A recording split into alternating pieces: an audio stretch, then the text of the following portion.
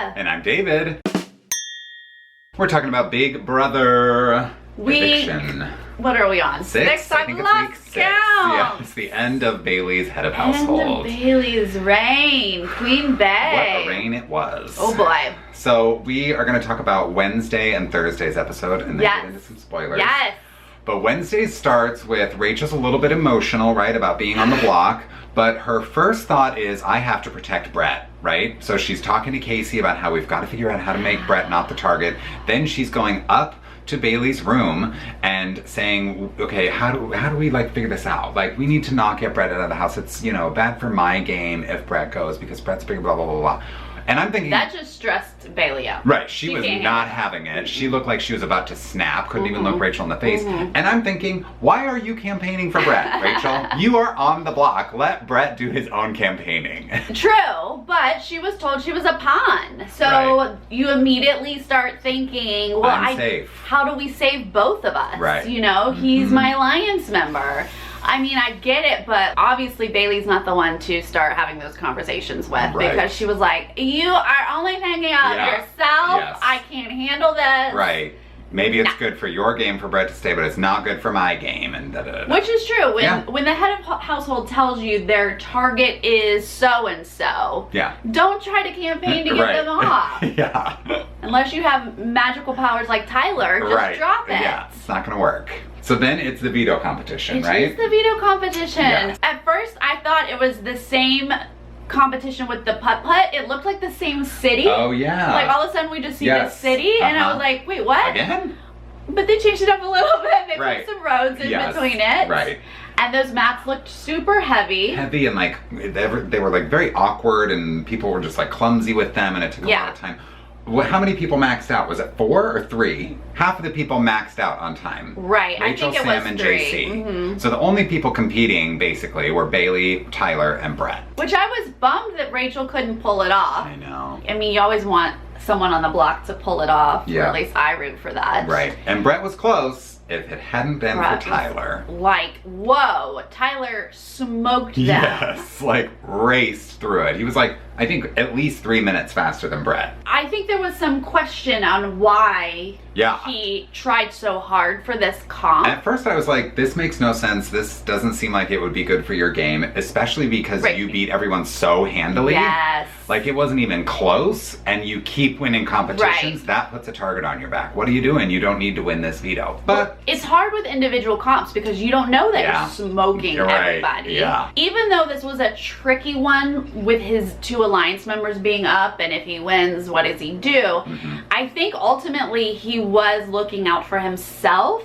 Because if we remember back to week 1, Tyler was HOH, and to avoid Swaggy using the veto, he said he'd put Bailey up as the renom. Remember, Bailey was crying, it was a big mess over just the possibility of her being the renom. So because that is in their history, he really couldn't 100% trust Bailey, I think. That's my hypothesis. Yes, so he's now in control of the veto, and he and Bailey are discussing plans, and we spoiled some of these conversations in our last video, but this is where the Angela thing comes up, right? Right, so they showed some of this massive confusion. There was a teensy lie. Really just from Bailey. Seed. Yeah. Very small. But Tyler started it by planting the seed of Angela's name, but he wasn't really... He wasn't saying, I want you to put up Angela or anything like that. But there's always something behind what Tyler says. Yes. So then Rachel is talking to Bailey, and of course she's like still emotional. She's crying. She doesn't want Bailey to hate her, this and that. And Bailey's like, how do I calm this girl down? And she's like, you know, Tyler mentioned Angela's name as a replacement nominee. He wants her to go up as the replacement. So then Rachel... Well, that's shocking information. That only calms Rachel down for a moment. She runs to Angela, and then we see Angela running to Tyler. Like, we see the whole thing sort of unfold. And ultimately, someone is lying, right? Right. So... But it's not Rachel, but she gets pinned as the liar.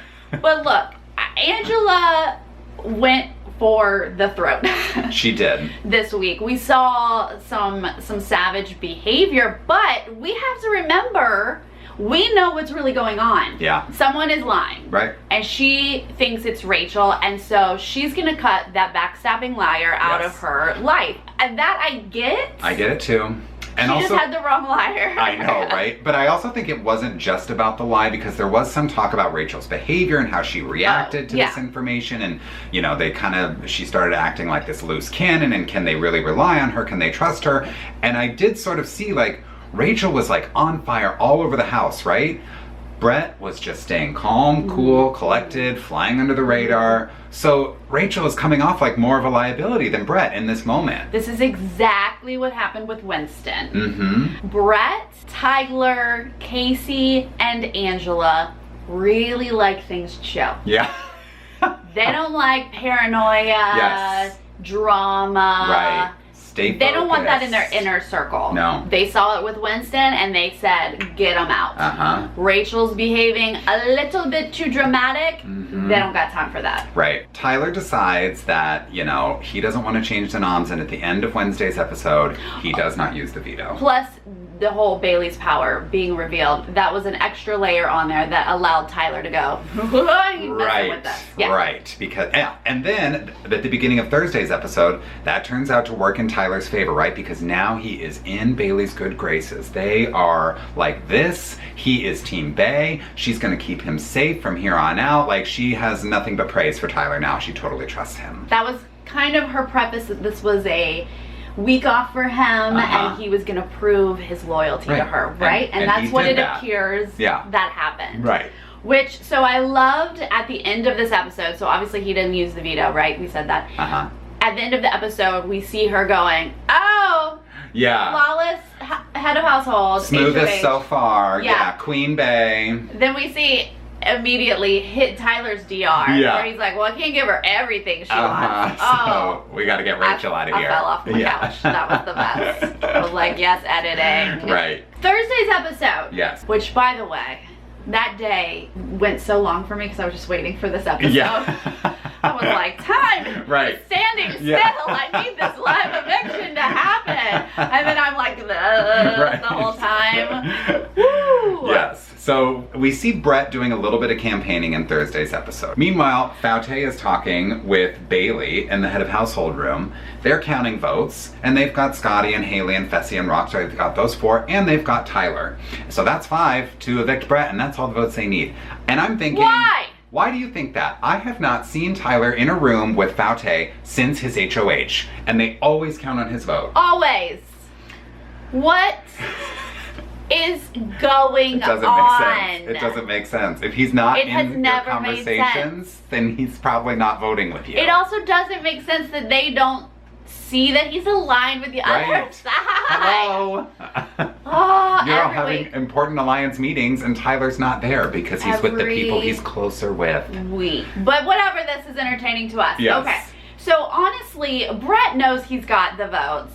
He is just campaigning. He's making his pitch to not be suspicious. Yes. I mean, that's smart. On Brett's part, he's like, here I am, I'm saying a couple things. He doesn't even care. Right. Because he knows he has the votes. Right. And it looks to everybody else like Brett's just trying. We get to the eviction. Yes. And we're gonna have some speeches. Yes. Now, we've seen that Brett can do a speech. He does a good speech. And he practiced this speech on the feeds. So I am just like, so terrified on like, is he really gonna say what he has been practicing? And here's another thing. Obviously production knows he's gonna say something like this because they're listening too. It's not just us. Right. If they let Rachel go second, she could retaliate. She could say things. She could blow up the whole level 6, say Tyler's in it. Like there's so much that she could do to retaliate. But then you're also like, Rachel's not really good on her feet like that. It takes her a minute to process and come up with something.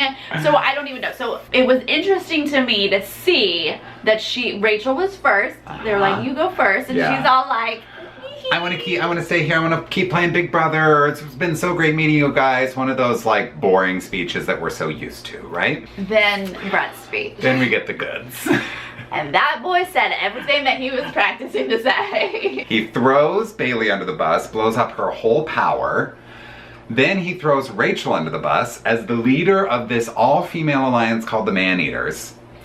Rachel's face is just all over the place. You guys, this, like, I'm feeling for Rachel at this point. Me too. My heart is breaking. She has been stabbed in the back, officially. Shrinking as he's like saying this stuff. Yeah, because she has been nothing but loyal to Brett all week, crying in the diary room, crying to Bailey, trying to get the target off his back, and now he's turning around and just putting the knife in and twisting it, right? Like, it's happening right in front of her face. Hardcore. Yeah. Hardcore. And I love there was a shot of Rockstar and Haley of like Bailey's power, and they're like, who to what? Yeah. What's this? Right. What's this information nobody told us about? Okay. Now we go to the votes. Yes. We were expecting a 5-4 split to keep Brett. Yes, and we got that. And it played out exactly as we were prepared for. But Rachel was not prepared. Poor Rachel's face. Those results come through and she goes out of the house faster than Winston. She like stormed out of the house, didn't look back, started crying immediately. F this, yeah, I'm sure she did, because there was some off. bleeping. Yeah. She gets out onto the stage and just, it looks like she doesn't even know where she is. She's totally blindsided. Yes. And she's shocked and she's hurt because she was just thrown under the bus publicly. Yeah. And she sits down to talk to Julie and she's like flustered, I don't know. Yeah. Julie comes at her harder than I've ever seen Julie in an interview. Yeah. Julie's usually like, what do you think What happened? are you feeling? Right.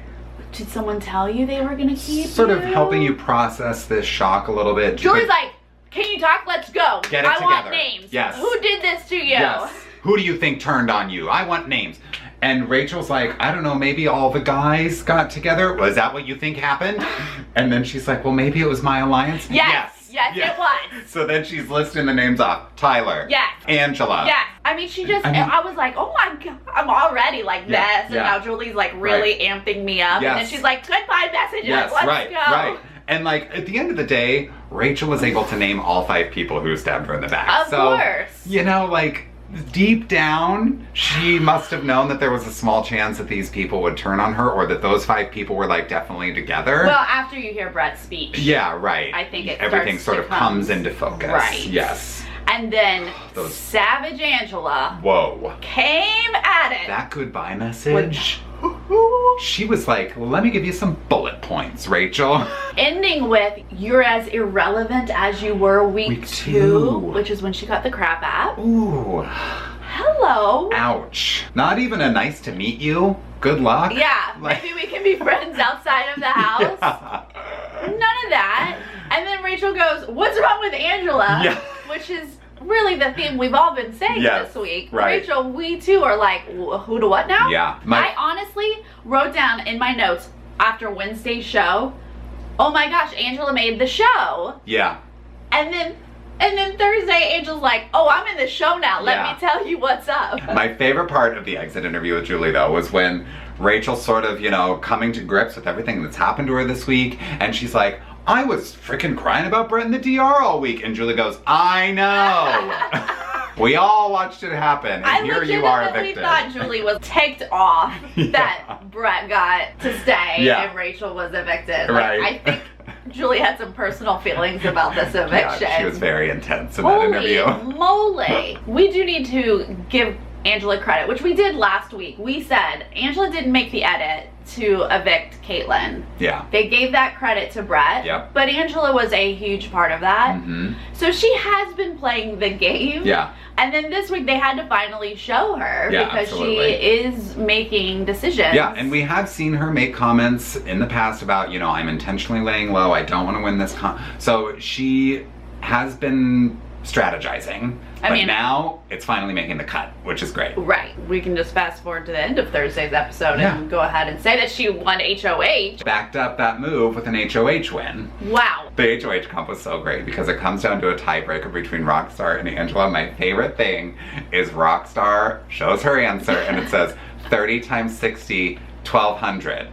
But 30 times 60 is actually 1800. Don't so show us good your guess. work. Just don't show us your work. Just pick a number. Scratch it out. You know, just like circle the final answer. And That's all we need to see. Yeah, we'll go with that number. Oh, it wasn't close enough. You didn't get it. Don't show us that you didn't even do the your math. Right. Correct. Angela is our new HOH. Finally, level 6 gets a little bit of power this week. Finally, they won something. Yes. I mean, could you imagine if I was like, oh my God, Rockstar might win HOH? That would have been amazing just for like fun feeds. Like, what was gonna happen. Yeah. I swear I heard Bailey when it was down to Rockstar and Angela. I thought she cheered for Angela. Bailey said, "Let's go, Angela," or "You got it, Angela," or something like that. And That's I was what like, I thought too.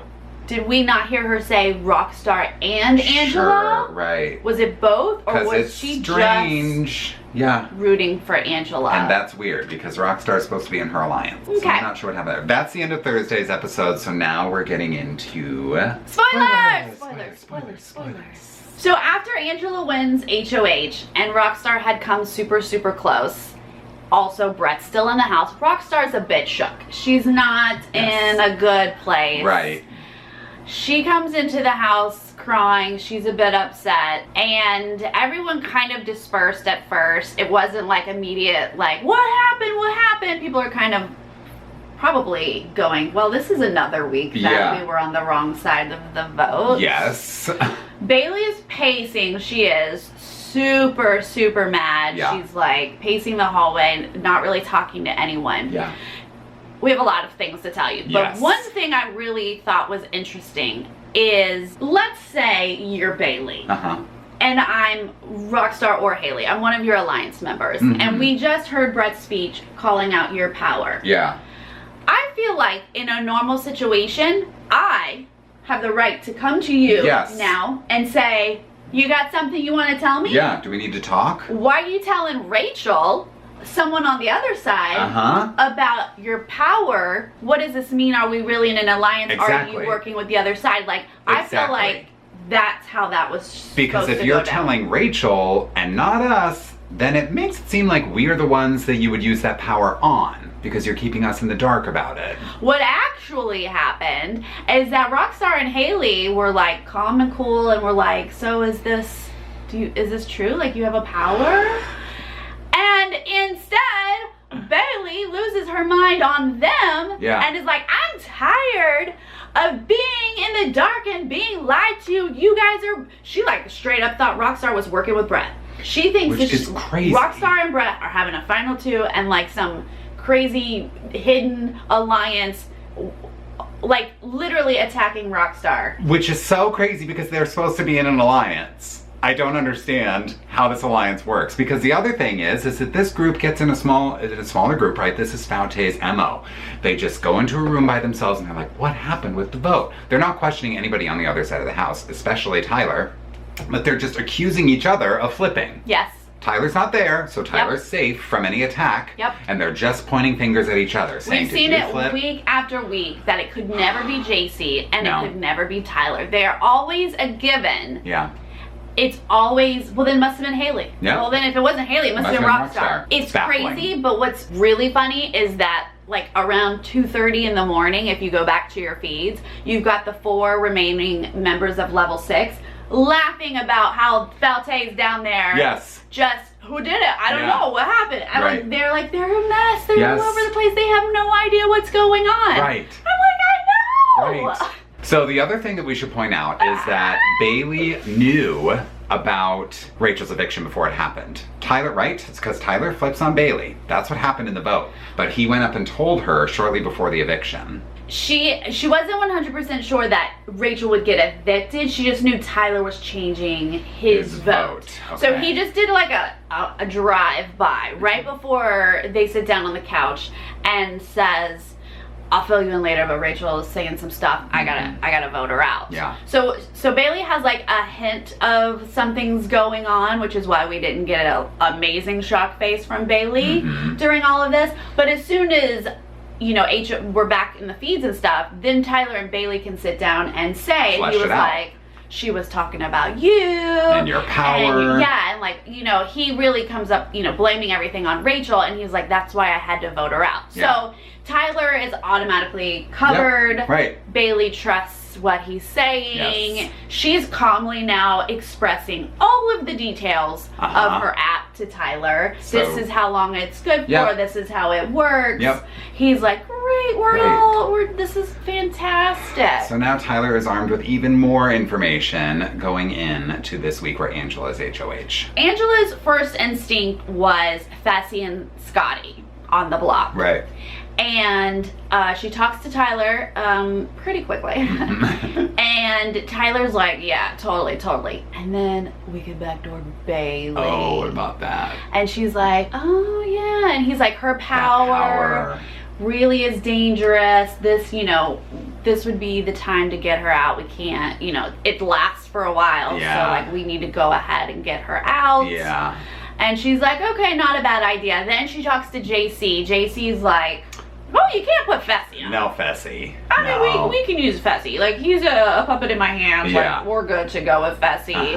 And he also tries to deflect with Scotty, but she was like, no, I know Scotty's coming after. Right. JC's like, Scotty wouldn't go after you. 100%. She's like, yes, he would. He said that I'm one of his targets. So, like, yes. Ultimately, after she has her one-on-ones with everyone, she comes to the conclusion that she would like to put up Scotty and Rockstar. Yeah. Another thing we have to talk about is this hacker thing. Oh my gosh, yes. Oh There's a new twist.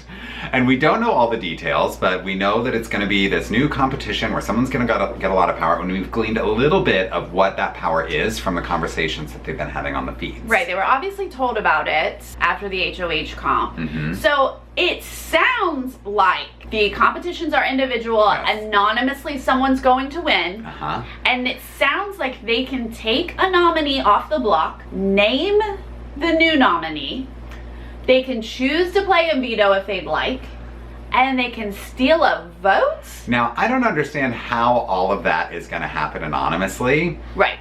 How can you choose to play in the veto and not have anyone know about it? You have to reveal yourself at this point. So I will be interested to learn the full details of how this is going to work. Right. And whoever wins, if all that power is true, that's a game changer or a week changer. Yeah, I am here for all of these twists. Yeah. I know some people are purists and they don't want these extra twists, but I'm here for a game. Yes, that's part of the fun. So I don't care how many people mess up your HOH or whatever. Yeah.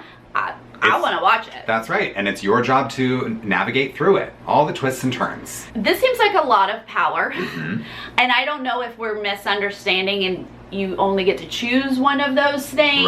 Right. I'm sure we'll find out on Sunday night's episode, but because they have this new information, Angela is talking to everyone about, like, well, if you win that hacker thing, what are you going to do with it? So after she has her one-on-ones and she's talking to the rest of level 6, which now there's 4 of them. Yes. She says everyone promises they won't, if they win the hacker thing, they won't use it unless they're on the block. Obviously, people were like, well, if I'm on the block, I'd like to take myself down. Yeah. So knowing that there's all these other things that could happen besides, obviously, someone could win veto and take themselves down. Yes. She actually has a list of people that she wants out. Tyler and Brett are like, we really want to backdoor Bailey, so great.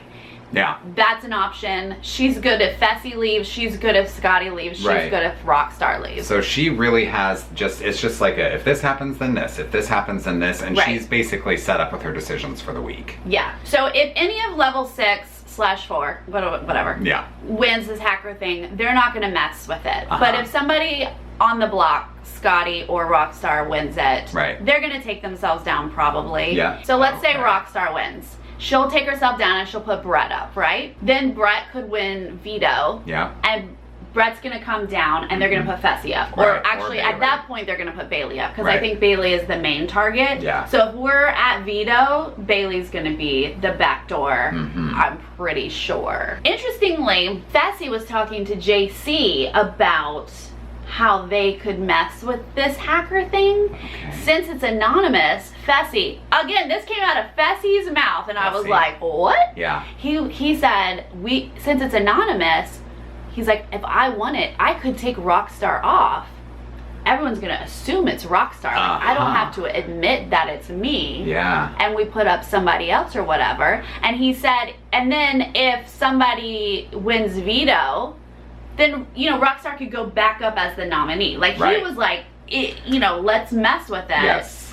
And JC at first was like, wait, but then he was like, So it kind of made me think, I mean, JC's sketchy enough, he would do something like that. Right. And Fessy's connected to Rockstar, so he might want to do something like that. But that is an interesting point to note, is that if you win this hacker thing and you take yourself off the block, that doesn't make you safe for the week.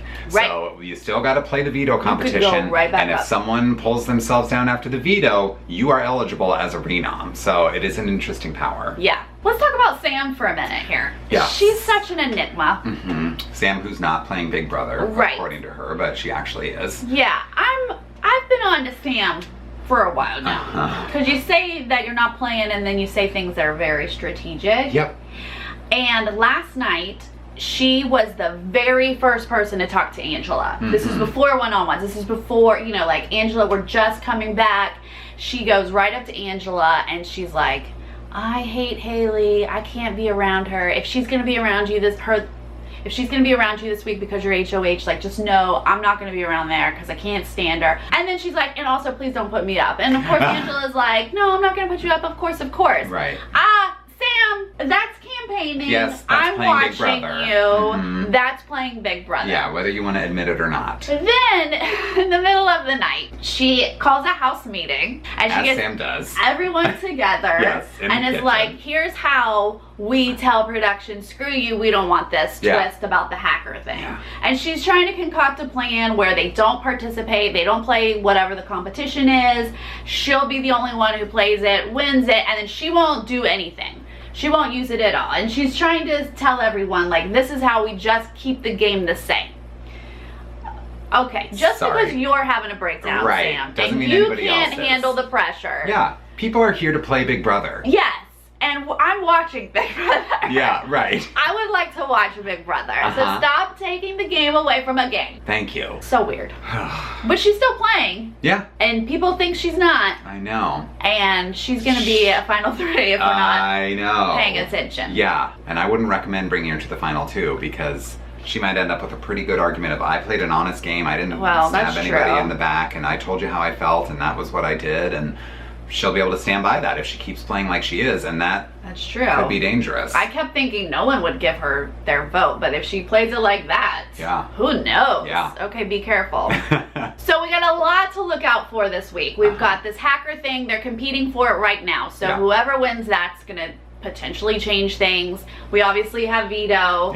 Are they going to be able to pull off a Bailey backdoor, or are we going to lose a Scotty or a Rockstar? Level 6/4 could care less. They want them all out. Yeah, so they seem fine with whatever happens this week as long as one of them doesn't go home. So we are in for a rocky week, I think. I think so. Yeah. But that's pretty much everything that BB20 has delivered so far. So status quo, right? Yep. Should be good stuff. What do you guys think? Let us know and we'll see you next time. Okay, bye. Bye.